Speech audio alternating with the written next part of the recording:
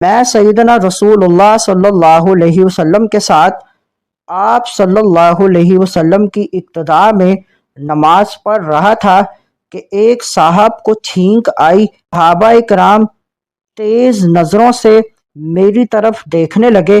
وہ مجھے خاموش کرنے کے لیے اپنی رانوں پر ہاتھ مارنے لگے۔ میرے ماں باپ آپ پر قربان، آپ نے نہ مجھے ڈانٹا، نہ سزا دی اور نہ کوئی سخت لفظ کہا، بس یہ فرمایا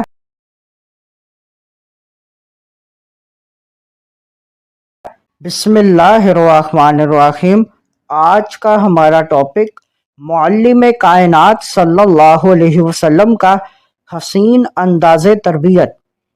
حضرت معاویہ بن حکم سلمی رضی اللہ تعالیٰ عنہ نے بیان کیا، میں سیدنا رسول اللہ صلی اللہ علیہ وسلم کے ساتھ آپ صلی اللہ علیہ وسلم کی اقتداء میں نماز پڑھ رہا تھا کہ ایک صاحب کو چھینک آئی۔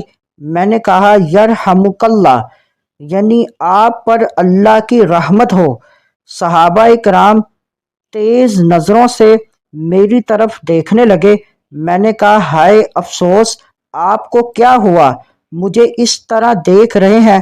وہ مجھے خاموش کرنے کے لیے اپنی رانوں پر ہاتھ مارنے لگے۔ میں خاموش ہو گیا۔ جب رسول اللہ صلی اللہ علیہ وسلم نے نماز مکمل کی، میرے ماں باپ آپ پر قربان، میں نے آپ صلی اللہ علیہ وسلم سے اچھا معلم کبھی نہیں دیکھا۔ قسم با خدا، آپ نے نہ مجھے ڈانٹا، نہ سزا دی اور نہ کوئی سخت لفظ کہا، بس یہ فرمایا یقیناً نماز میں دنیاوی گفتگو جائز نہیں۔ نماز تو تسبیح، تکبیر اور تلاوت قرآن مجید کا نام ہے۔ رحمت عالم صلی اللہ علیہ وسلم نے اپنے حسین انداز سے ہماری تربیت فرمائی کہ اگر کسی مسلمان بھائی کو شرعی مسئلہ معلوم نہ ہو تو نرمی اور حکمت عملی کے ساتھ اسے سمجھانا چاہیے، جس طرح آپ صلی اللہ علیہ وسلم نے اسلام میں نئے داخل ہونے والے اس صحابی کی تربیت فرمائی۔ حدیث مبارک سے معلوم ہوا کہ نماز میں گفتگو کرنا ناجائز ہے اور کسی کے جواب کے طور پر ذکر یا تسبیح وغیرہ بھی ممنوع ہے۔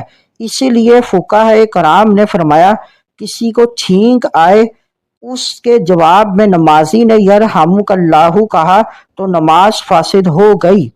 مزید معلومات کے لیے ہمارے چینل کو لائک اینڈ سبسکرائب کریں۔